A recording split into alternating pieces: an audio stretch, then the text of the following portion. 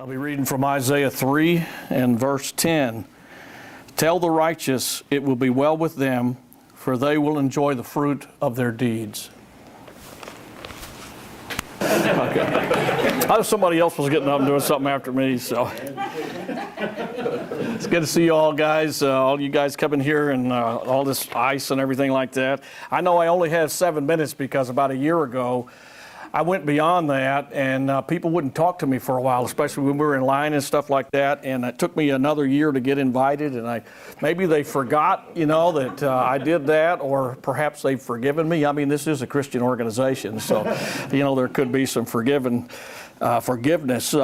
But then I looked at Isaiah 3 and I thought, no, they didn't forgive me. I mean, because, I know you've heard this before, but Isaiah 3, you guys are going to have a great study as you go through the book of Isaiah. But Isaiah 3, wow, there's so much stuff in there that, I just thought, well, the best way to cover this and to talk about it with you is just to talk about a couple of things that it reminds me of when you as God's people are going through a series, a book. There are perils in preaching through a book, and especially one of them like Isaiah, where you're going to run into chapters like chapter 3, where it just seems like everything in it is negative. I mean, look at the title, Judgment on Jerusalem and Judah. And the bad thing is you've got 66 chapters of the book of Isaiah, and so you're going to have other things like this over and over and over again. It's going to seem pretty repetitive. And so there are some perils. Although 66 chapters, I mean, come on, the most messianic chapter in the entire Old Testament is in the book of Isaiah. Isaiah 53, actually part of 52 as well. So there's some great stuff about the book of Isaiah. I don't mean to say it's bad at all. It never is. But just the perils, of preaching through it. So I got online, I thought, well, how did somebody else do this? And, look at Isaiah 3. And I noticed that most of the preachers went off into making immediate application to our modern world, and especially the United States. I mean, there are parallels all the way through this that could fit. Verse 8, Jerusalem staggers and Judah is falling. Their words and deeds are arrogance against the Lord, defying his glory and his presence. And then he says in verse 9, they look at the look on their faces testifies against them. They parade their sin like Sodom. They do not hide it. Woe to them.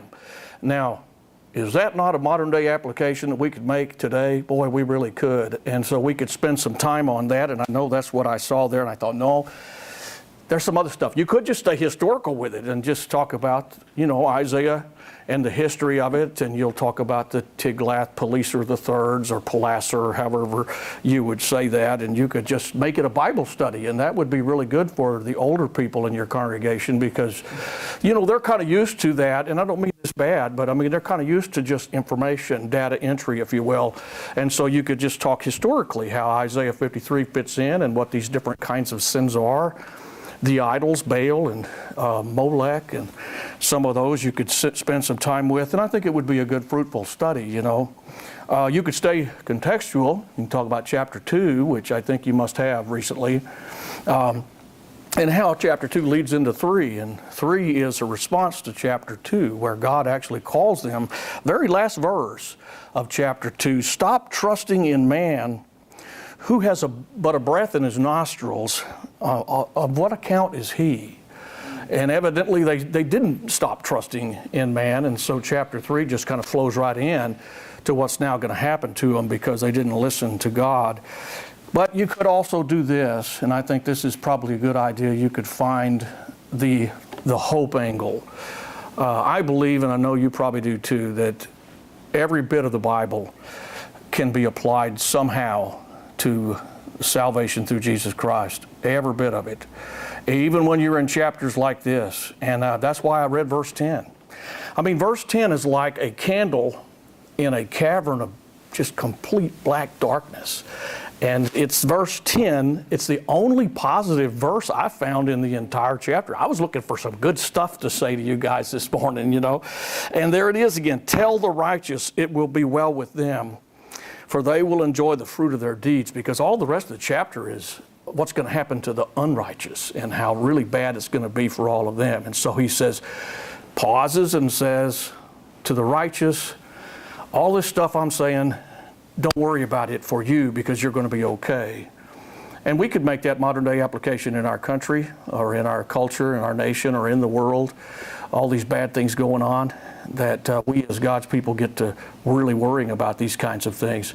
And here's a verse saying, just be reminded that ultimately it's going to be okay with you in your life and in eternity.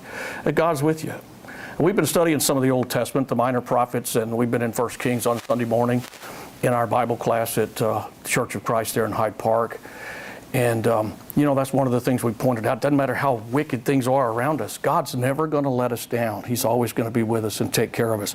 So there are perils in preaching through the Bible. But let me just finish with one more, and I hope I'm not past my 7 minutes yet because I may not get invited for another week, for another year. This chapter also reminds us of the value of preaching through the Bible, because you're going to have to deal with stuff. You have to deal with the negatives. You have to get into the judgments. And if you go through the book of Isaiah as a series that you preach through, you're going to have to go through sometimes the repetitive chapters that go back over some of the same things. And a lot of the people that listen to you they're not going to be able to see the nuances that each chapter goes to. They're just going to see, oh, same old, like the broken record, the skip. Constantly, it's the same old thing. And they might come away unfavorable from the book of Isaiah. So you have to deal with those topics, though, in a way that they understand it and not avoid them. So that's it. I think my time's over. But Isaiah 3 is actually a pretty good chapter. I appreciate the opportunity to talk about it. And I hope I met my time limit. Thank you. God bless you.